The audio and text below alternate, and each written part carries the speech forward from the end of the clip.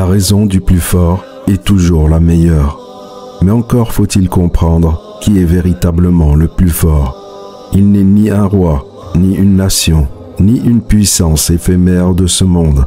Le plus fort, c'est celui qui détient le temps et l'éternité, celui qui donne et reprend à sa guise, sans que rien ne lui échappe. C'est celui qui, face au complot des arrogants, leur rappelle: ils complotent, mais ils oublient que je suis le meilleur des comploteurs. C'est celui qui récompense même les intentions sincères, avant même qu'elles ne se concrétisent.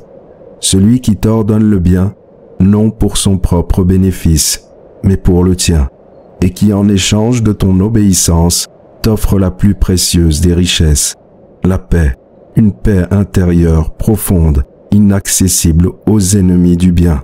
Eux ne la connaîtront jamais, ni ici-bas, ni dans l'au-delà.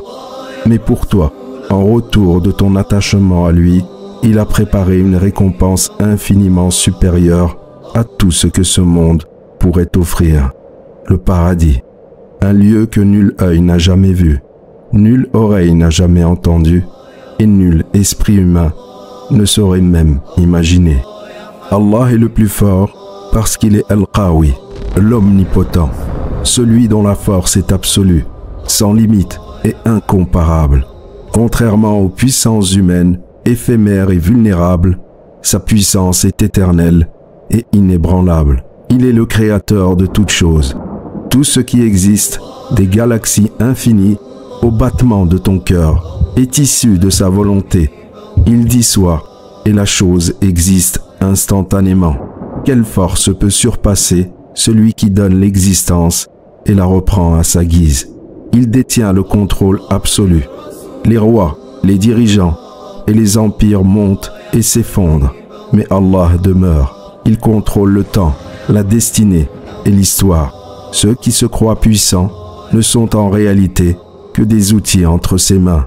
Il défie et réduit à néant les complots des arrogants. Les ennemis de la vérité essayent de l'éteindre, mais ils oublient que la lumière d'Allah ne peut être éteinte. Allah l'a promis.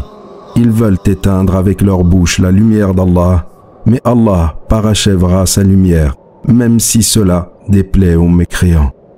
Leur combat est voué à l'échec, car ce n'est pas contre une idéologie humaine qu'ils luttent, mais contre une vérité éternelle, une vérité gravée dans la création, un appel inscrit dans l'âme humaine, une lumière que nul ne peut éteindre. Et nous, porteurs de cette lumière, restons fermes, car la vérité triomphe toujours, et l'obscurité disparaît dès qu'une seule lueur brille. Toute tentative contre sa religion ne fait que précipiter la chute de ceux qui s'y opposent. Allah récompense les intentions sincères et les bonnes actions, mais il est aussi celui qui, dans sa justice parfaite, sait exactement ce que chaque âme mérite. En fin de compte, la véritable force, la seule qui compte, appartient à celui qui détient tout, le temps, l'éternité, la création, la lumière et la vérité. Rien ne lui échappe et personne ne peut renverser sa volonté. Le véritable bonheur ne peut être vécu que dans une seule condition: être en harmonie avec celui qui a insufflé la vie en nous et vers qui, inévitablement, nous retournerons.